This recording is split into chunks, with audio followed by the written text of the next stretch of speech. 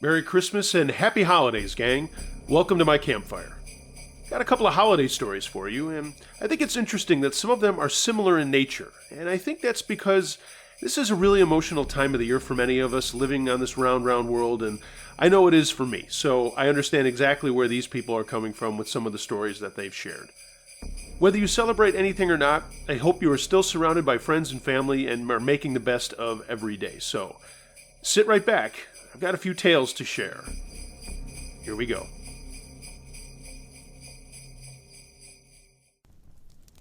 Almost Kidnapped on Christmas.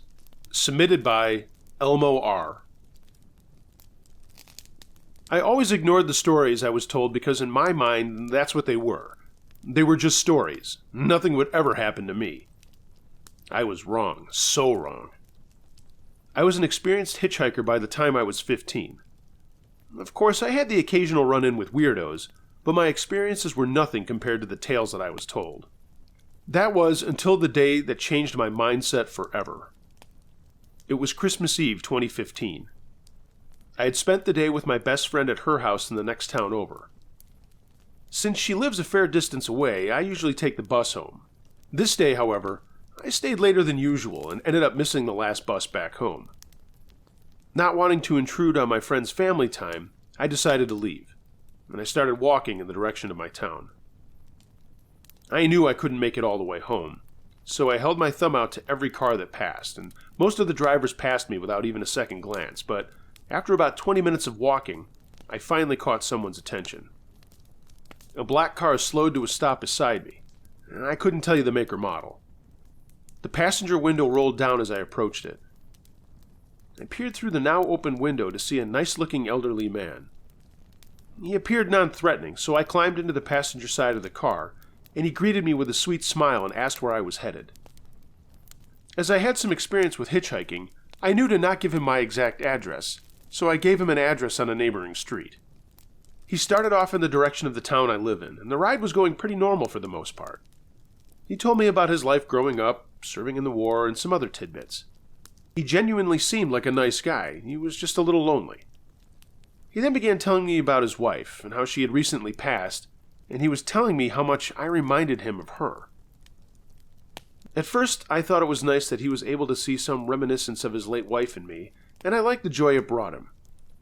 However, after a while, he began telling me how young and sexy I looked. I was a bit put off by those statements, but I decided to just let it go. That was until I felt his hand caress my thigh, and I was completely mortified. I heard him whispering to himself, and it sounded like he was saying a prayer. He was thanking God for leaving me on the side of the road where he could find me, that I was the best Christmas gift he'd ever received. I pushed his hand off me, which caused him to get pretty mad, and he squeezed my thigh hard, making me yelp in pain, and then he told me to shut up and be a good little girl. I was scared beyond belief. What had I gotten myself into? At this point, I was mentally freaking out and trying to think of some way to get out of the situation. I looked out the window trying to figure out where we were, and then I recognized the area and realized we weren't far from the school that I attended. We were still a fair distance from my house, so I decided the school was my best option. Bracing myself, I threw open the door and rolled out of the car, crashing into the ground. The impact knocked the breath out of me, but with a rush of adrenaline, I took off down a narrow alleyway towards the school. I could hear the man slam on the brakes and yell, but I didn't dare look back. I ran 2 blocks to get to the school, praying that he wouldn't see me. No one in this town really drives late, so whenever I would hear a car engine, I assumed it was him and dove into the nearest bushes, gasping for air as quietly as I could. I have never been so scared in all my life, and all I could think of was if I had just listened, I wouldn't be in this situation. When I reached the school, I ran around the back. I knew there was a little closet that was always unlocked that held some of the janitor's supplies, so I hid inside, paralyzed with fear. I knew my mother would be worried if I didn't return, but I was too scared to try and make it home. I ended up falling asleep in the janitor's closet, but ran home first thing the next morning. I told my mom everything that had happened the previous night, and she phoned the police. The police had me come into the station and file a report, and I gave them every detail I could remember about both the man and his car. After a while, they told my mother to take me home, and as we were leaving, I overheard a conversation between two of the officers on break. Apparently, the house at the address I had given the man was broken into. The woman who lived there and her 3 kids were all hospitalized. I don't know for sure that it was the same guy, but that doesn't help with the guilt I felt and still feel. Luckily, the woman and her kids all recovered with no serious injuries. To this day, I don't think the man was caught, but no one seems to know who he is or where he went. I think it's safe to say that I wasn't in the holiday spirit that day.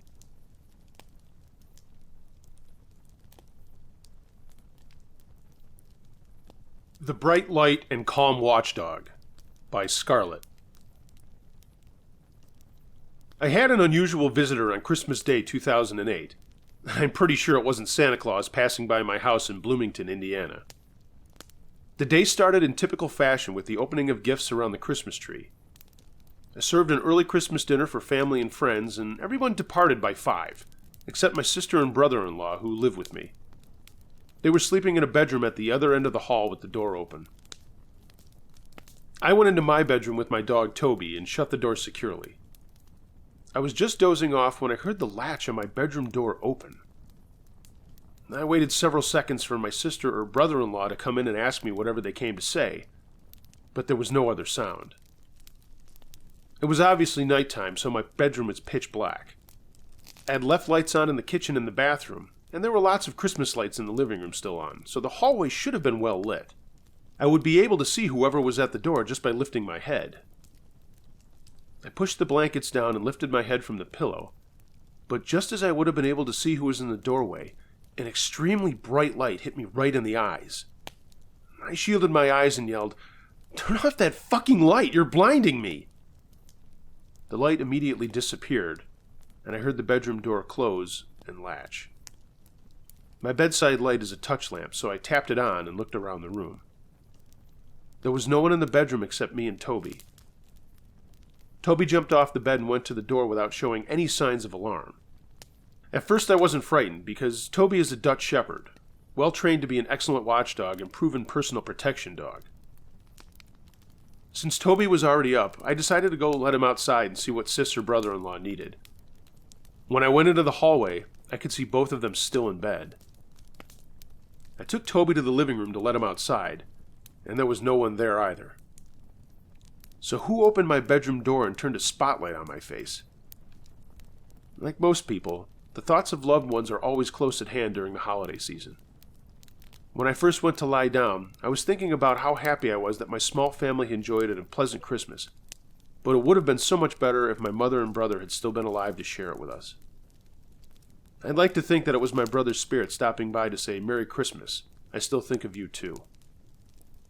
I haven't been able to debunk this strange event or find any kind of rational explanation. I'm half afraid that my heart stopped during my sleep and the light I saw was the bright light people all report after near-death experiences. Leave it to me to see the stairway to heaven and ruin my chance at eternal paradise by saying, "Turn off that fucking light." I've made a mental note that if I ever see another bright light to clean up my language, just in case.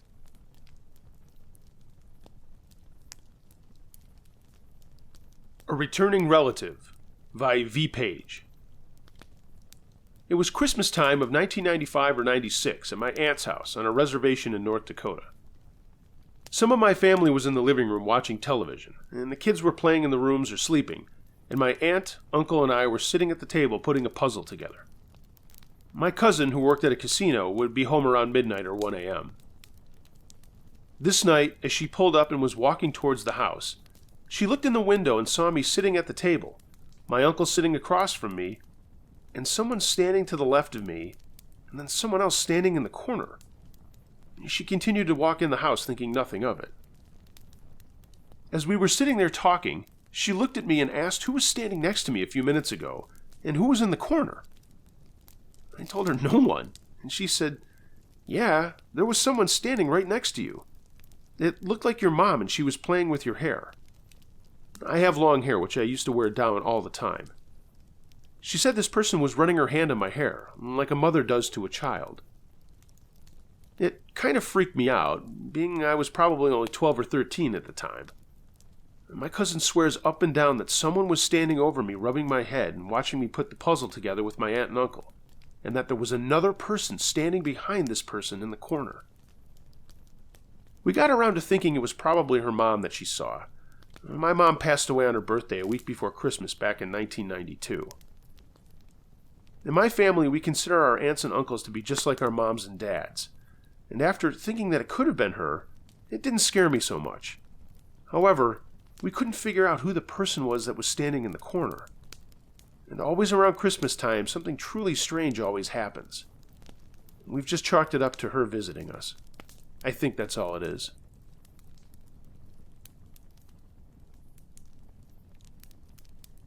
New Year's Night Out, submitted by Kristen. This is very hard for me to talk about, and I've been in therapy for it for 2 years and still go. It was a while before my counselor told me to start talking about it, and as this is pretty anonymous, I'm sending you my story, Uncle Josh. My real name is not Kristen, but who cares? As a rule, I normally stay home on New Year's Eve with friends or family, but in 2015 I was in the middle of a nasty divorce with my ex-husband and thought going out with some of my single friends would be a good change of pace. I was 25 at the time and realizing that I married too early and to the wrong guy. After we got married, Ryan got really nasty with me and became very abusive. He would hit me if I didn't come home right after work and would tell me I was fat. I'm 5'6" and weigh 128 pounds, and I work out religiously and started to during this abuse, but most of my friends told me I looked exactly like Jennifer Widerstrom, and I can sort of see that. So my friends Amy, Candy, and Roxanne decided to get dinner, go to a club, and then go down to see the city fireworks at midnight. I had left our apartment and was staying with Amy at hers. My parents live on the East Coast. I moved out here with Ryan for his job. I live in Seattle. We all get dressed up, and I know the girls are putting on their best to attract guys, and I'm wearing this plain sweater and pants outfit I like, but Amy says no way. She hands me a low-cut satin blouse and one of her leather skirts, and I say, what the hell? I also don't wear much makeup because I like the way I look without it, but again, Amy says to live it up. So she starts doing my makeup, and Candy and Rox arrive. The stuff about the clothes and makeup is important, I promise. We had a couple of glasses of wine before we called a cab to go to a new restaurant that Rox got reservations for, and Ryan texted me about some bullshit, and I was determined to not let it ruin my night. I just told him I was going out and that I'd call him later. We left and had a great dinner and more wine and lots of laughs. I was feeling more comfortable as the night went on, and we took another cab to a dance club that was having a big New Year's Eve bash. We got in and went straight to the bar and then the dance floor, and we're having a great time laughing, and it was just great. I don't know about you guys, but sometimes when girls are dancing together, we're not really asking you to approach us, but sometimes we are. I know, we can be complicated creatures to say the least. So we're dancing away, and a couple of guys come over to us and start talking as we're dancing. They seem nice and fun, and we just kept dancing for a while before we decided to take a break. We found an empty table with a couch and plopped down, and one of the guys, I'll call him Mike, went to get more drinks, and the other guy, I'll call him Rick, sat down between me and Candy. We talked loudly over the music, and my buzz was going pretty good at this point, even though it was only around 10 at night. Like I said, we were going to the Space Needle to see the fireworks, so I decided to lighten up on the wine. We kept chatting, and then I looked up and saw my ex standing at the bar staring straight at me. How the hell did he know I was here? Rick leaned over to me and put his hand on my thigh and said, "Wow, do you work out?" Total cheeseball. I said yes, and removed his hand and placed it firmly on his own thigh. Ryan had now made it over to us and said, "Can I please talk to you?" I gave out a loud sigh. Rick got up in his face, and I told them to both stop, as I could see they might start fighting. I took Ryan by the arm away from everyone and asked what the hell he was doing there and why he was bothering me. "I just wanted to say I'm sorry for everything," he said. I wasn't ready for marriage. I'm not even ready for growing up yet." "Are you drunk?" I asked him. He smiled and nodded and said, "Yeah, but I mean it. I'm sorry for smacking you. I'm sorry for everything I've said. I'm I'm just embarrassed, and I want to end this year letting you know how I feel. I want to go back to just being college kids again, but I know that's never going to happen. I just stood there for a minute, and the tears started to come, but I wouldn't let them out. I can't forgive you for hitting me, Ryan, I said, but I can accept that you're sincere. It's okay for you to say this, but how did you know I was here? He picked up his iPhone and told me he used the Find iPhone app with my Apple ID. He smiled and said, I remembered it, but I promise I'll delete it tonight. He leaned over and kissed my cheek and said, I'm so sorry, Kristen. Enjoy your night with your friends. Happy New Year. And then he just turned and went back to the bar. I stood there for a while just looking at him, and Candy came over to me and asked if I was okay. I burst into tears and we went to the bathroom together, and I told her everything that had just happened. I then told her I just wanted to go home, and I wanted to be alone.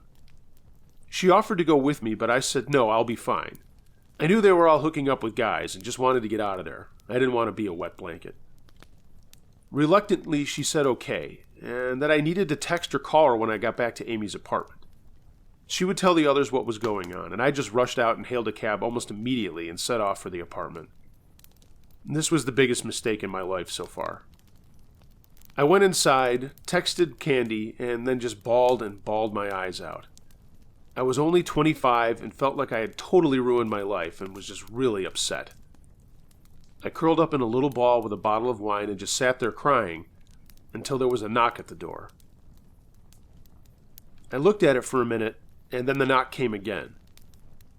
I got up and looked through the peephole, but it was dark, and then I did the dumbest thing I could have. In my drunkenness, I thought maybe it was Ryan, but when I opened the door, all I remember is seeing a guy standing there before a hand reached out and slammed my head into the doorframe. That's the last thing I remember until a bit later. When I woke up, I couldn't see out of my right eye, but I knew I was in Amy's bedroom by seeing the stuff on her walls with my left. I tried to get up, but my hands were taped behind my back, and there was tape over my mouth. I then heard a voice say, "Good, you're awake. I don't like fucking someone while they're asleep." I then felt hands unzipping and pulling my skirt down, and then my legs being forced apart. I started to try to move, but a hand smashed the back of my head, and the guy said, "Look, you bitches shouldn't get all dolled up like this if you don't want it." I kicked out and landed a shot on this man who was behind me, and he gave out an oof, but then he hit me again and said, "Okay, now it's going in your ass, bitch." I didn't panic. I didn't freak out. I went into survival mode and began kicking with all I had. I hit him a bunch of times and was struggling to turn over, and finally did to see it was Rick from the club. He leaned in to hit me again, and I kicked him solid in the chin and he fell backwards. As I mentioned, I work out a lot, and it was a good shot. Suddenly he fell forward onto the floor, and behind him was Ryan. Now I was scared, drunk, hurt, and confused. Ryan had just smashed this guy in the head with a rolling pin. He later told me it was the only thing he could find, and then he untied me and took the tape off my mouth and looked at my swollen eye. He said the police were on their way and to take it easy. Yeah, easy for him to say. I just lay there on the bed as Ryan sat in a chair with his foot on the back of Rick's neck until the police came in. They told Ryan to get up and put his hands against the wall, and then did the cop thing despite me telling him that he was okay. They put him in handcuffs and took him away, and the same with Rick, all while I was screaming to let Ryan go. They told me it was procedure or something, so I started to calm down a little bit, but was still breathing heavily and was in total shock. They took me to the hospital for treatment and suggested I stay the night. And then after talking to me and Ryan was cleared of everything, and he came to the hospital to see me later and told me what happened.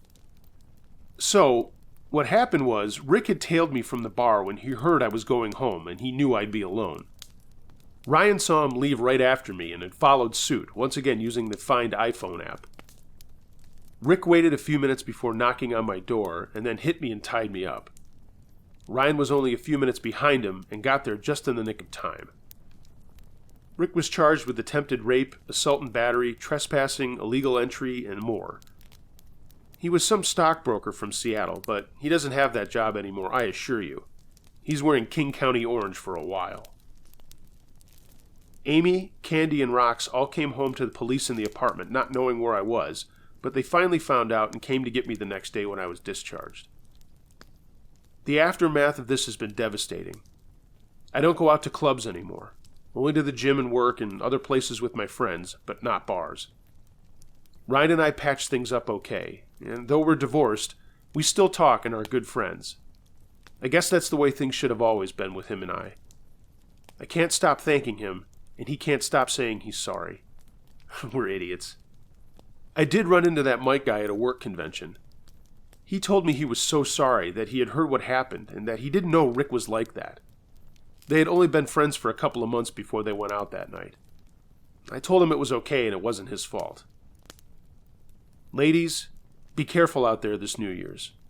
Most guys are great guys, but there are some that are less than desirable. Be cautious, and most of all, don't leave your friends and wander off alone. Thanks for sharing this, Uncle Josh.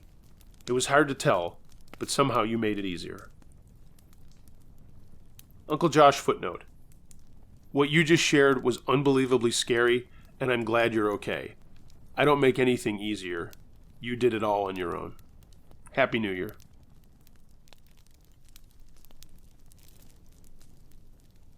The Figure in the Recliner by Arthur. My mother, to whom I was very close, passed away in 1964 when I was 17 years old. I left home that year and moved to Ontario from Nova Scotia. In 1969, I met a girl who I will call Karen, and we got married in March of 1970. In December of 1971, we were expecting our first child and were living in a small 1.5-bedroom bungalow. There was a fireplace in the living room, and my wife and I loved the fireplace, and we had it lit every night. It was Christmas Eve 1971, and we had just finished putting the gifts under the tree and had a nice fire giving off a beautiful glow. On the tree, one string of lights, which was supposed to flash, had stopped several days before. It was 5 minutes to midnight when the fireplace suddenly just about went out, and the string of lights started to flash, and the other lights stopped flashing altogether. My wife and I were sitting on the floor, and it had become very chilly in the room. I looked over to my lazy boy chair, and a figure was sitting there. My mother, with a big, beautiful smile on her face. My wife, who had never met my mother, said she could see the same thing, and this ghost or whatever it was never spoke, but just kept looking at me and my wife smiling. At 12 midnight, the fire in the fireplace started up again, and the lights on the tree stopped flashing, and the others started flashing again. I looked over to the chair, and whatever was there was gone.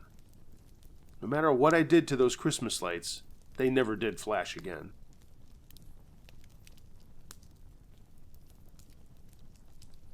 They Tried to Grab Me, submitted by Crazy Jane. This isn't paranormal scary or like really crazy bloody scary, but it was pretty traumatic for me at the time. When I was 8 or 9, my brother and I got remote control cars for Christmas, and we took them out into the street to play with them on Christmas morning after all the presents had been opened. We lived outside of Pensacola, just over the bridge, in a cool neighborhood, and I remember it being very nice out and not that cold like it usually gets in December. Anyway, Joey and I were zooming our cars around the driveway and into the street, and we were standing at the edge of the road. This truck drove by us very slowly, and we stopped racing the cars as it went by. At that age, I was too enthused about my car and didn't give the truck a second thought. And we were there for about another 20 minutes or so, and that's when something went wrong with Joey's car. He picked it up and looked at it, but couldn't figure out what was wrong, so we went inside to show it to my dad and uncle to see if they could fix it. I was happily zooming my car around when the truck came back, but on our side of the street this time. I stopped playing, and a lady in the car asked me if I could help her. She was sitting in the truck looking down at me, and I could see another lady at the wheel. She asked where a certain street was, and I told her it was 2 streets over, and that she was on the wrong street. She then asked if I would get in the truck and show her, and that I'd get a great Christmas present for helping her. Of course, I knew about stranger danger, and I told her that I couldn't do that, but it would be easy to find on her own. The truck moved up a little, and the door opened, and she grabbed me by the arm and started pulling me into the truck. All I remember is that she had red hair and these really long leather gloves on, It's funny how that's the only things that you can remember in a traumatic situation. I mean, who cares about leather gloves and red hair? I started screaming, and she was telling me to shut up and get in the truck, yanking on my arm and pulling me in. The truck started moving, and now I was sort of being dragged along as this woman was trying her best to pull me in, and the other woman was yelling, "Get her! Just get her!" I'm crying and screeching, and just then something bounced off the hood of the truck, and the woman let me go, and the truck tore off down the street. My dad and uncle had heard me and came running out of the house, and my dad had whipped the front tire of my bigger brother's bike at the truck to get it to stop. Why the tire wasn't attached to his bike, I don't know, but who cares, it worked. My uncle ran after the truck to get the plate numbers, and my dad swept me up and squeezed me so hard it made me stop crying, and I said, "Daddy, you're hurting me," and I laughed. I'll always remember him kissing my head over and over and just saying, "It's okay, Angel, I've got you." We went into the house, and my uncle came in with my now smashed car that the truck had run over in their getaway, and I burst into tears. My dad told me it was okay and that he would get me another one, and everything was fine as long as I was safe. My uncle called the police and told them what happened, and they said they would look into things, but nothing ever happened other than we found out the truck had been stolen the night before. My mother told me not to talk to strangers ever again, and I told her I wouldn't and that I would always run away. We had dinner a little later, and everything was a normal Christmas after that, but holy cow, that was really scary. Why the heck would they have tried to do that on Christmas of all days? Even now I wonder what those ladies had in store for me if they got me in that truck. But I guess it's best not to think about it.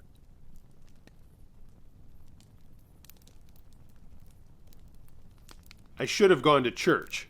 Submitted by Riley51. This is a true story from about 1987. It happened a ways outside of Cadillac, Michigan, and it was Christmas Eve, and my family was going to midnight mass at our church, about 25 minutes away from our house. Church was actually like at 10 and not really midnight, but I guess that's neither here nor there. I didn't want to go, and it pissed my mom off, but my dad told her I was old enough to make my own decisions about religion. I was 16 at the time. So, my little sisters and brother and my parents went, while I stayed home just to hang out and watch TV. Well, about 10 o'clock, I heard a strange noise coming from outside, and Benny, our gigantic black lab, started getting antsy and just growling and staring at our sliding glass doors to the deck out back. I told him to give it a rest and went back to watching TV. And then I heard something at the front door. It sounded like someone messing with the outer door doorknob. I slowly got up and then saw a shadow pass by a window in our living room where I was. Benny got up and started growling louder at our sliding glass windows. I went and opened the doors and looked outside, but didn't see anything. But Benny kept growling real low and his eyes were alert. I snapped the inside lights off and turned the outside lights on, and at the far end of our property, I saw a figure of someone. I backed up and ran to our basement and got my Remington 870 and loaded it with some buckshot. I ran back upstairs and went over to the door. Now, these doors sucked, and the lock on them was always sketchy. Sometimes they wouldn't lock, and other times, if you slammed it shut hard enough, they would lock themselves. So I put some boots on and opened the door, and Benny immediately went after the figure, and it stood up. I hadn't realized it had been crouching. Whatever or whoever it was at least 8 feet tall. We had a bunch of arborvitae trees back there, and this was taller than them, and I could see it was really hairy, and it turned and ran away real fast from the house with Benny on its tail. We've got neighbors that talk about seeing a Bigfoot-like creature around here, but we never had, and I like to think to myself that, wow, maybe I did that night. I take a step out and close the door and realize too late that this is the time it's going to lock on its own. I check, and yep, it's locked. It's like 20 degrees out, and all I've got on are sweatpants, a t-shirt, boots, and that's it. I call for Benny, and after about 5 minutes he comes back bounding through the snow. I pet him and then wonder if the garage side door is unlocked, or maybe the front door, as that's the door my family went out to go to church. I walk around the side of the house, and of course the garage door is locked. So I keep going as Benny is sniffing around at something in the bushes. I turn the corner to the front of my house, and there's a guy messing with my front door. I pause in shock only to hear him mutter, "For Christ's sake, they left it unlocked. I've been wasting all this fucking time. He was clearly there to rob my house and had no idea I was home. I gathered up my courage quickly and stepped towards him and yelled, "Put your hands up!" He stopped, turned towards me, and started in on this convoluted story about how he was lost and he was looking for help. I told him to get the hell out of there, and he started to back away and says to put the gun down. I tell him to beat it and shoot a shell off to my left, nowhere near him. He dropped some kind of bag and booked it out of there. Benny came racing over, and I went to go and look at the bag. It had all kinds of tools in it, like screwdrivers and crowbars and shit like that. I took it inside, bring Benny in, and locked the door and called the sheriff. The sheriff came out just as my family was coming home, and that was a crazy time. My mom was all worried about me and telling me I should have gone to church. I didn't tell anyone about the thing in the backyard, but now, looking back, I am convinced it was a Bigfoot. Man, a double whammy for that night. And outside of giving my kids their presents on Christmas, nothing crazy like that has ever happened to me since. Merry Christmas, Uncle Josh.